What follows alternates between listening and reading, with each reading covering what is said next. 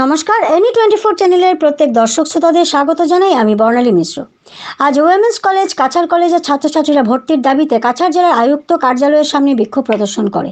তারা দাবি জানায় যে এইসব কলেজ থেকে তারা উচ্চ মাধ্যমিক পাশ করলেও স্নাতকোত্তরে তাদের ভর্তির সুযোগ দেওয়া হয়নি। তাছাড়া তারা অন্য কলেজেও ভর্তির সুযোগ পায়নি, ফলে তাদের ভবিষ্যৎ বিপন্ন হওয়ার পথে।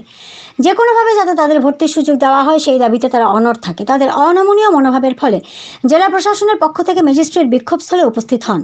ম্যাজিস্ট্রেট প্রথমে তাদেরকে কিছু করার নেই বলায় ছাত্রছাত্রীরা প্রবল বিক্ষোভ শুরু করে।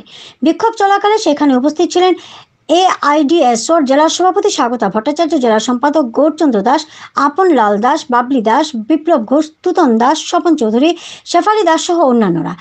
AIDSOর নেতৃবৃন্দ ছাত্রছাত্রীরা দাবির প্রতি পূর্ণ সমর্থন জানিয়ে ম্যাজিস্ট্রেটকে ছাত্রছাত্রীদের ভর্তির জন্য চাপ সৃষ্টি করেন। পরবর্তীতে তারা জেলা প্রশাসনকে আগামী 2 দিনের মধ্যে সমস্যা সমাধানের দাবি জানান, অন্যথায় বৃহত্তর আন্দোলন গড়ে তোলা হবে বলে হুঁশিয়ারি দেন। শিলচর থেকে দীপজয় চক্রবর্তীর রিপোর্ট। আপনারা দেখছেন NE24 চ্যানেল থেকে। এই ধরনের আরো নিউজ দেখতে চাইলে আমাদের চ্যানেলকে সাবস্ক্রাইব করে পাশে থাকুন। আজকে এই যে আমাদের এখানে মোর দেন 80 স্টুডেন্ট আছে যারা উচ্চ মাধ্যমিকে উত্তীর্ণ হয়েছে, কিন্তু এখন পর্যন্ত তাদের অ্যাডমিশন হচ্ছে না। অ্যাডমিশন প্রসেস প্রায় সবটি কলেজে বন্ধ হয়ে যাচ্ছে, কিন্তু তাদের যে অ্যাডমিশনের সুনিশ্চিত এখনো হচ্ছে না।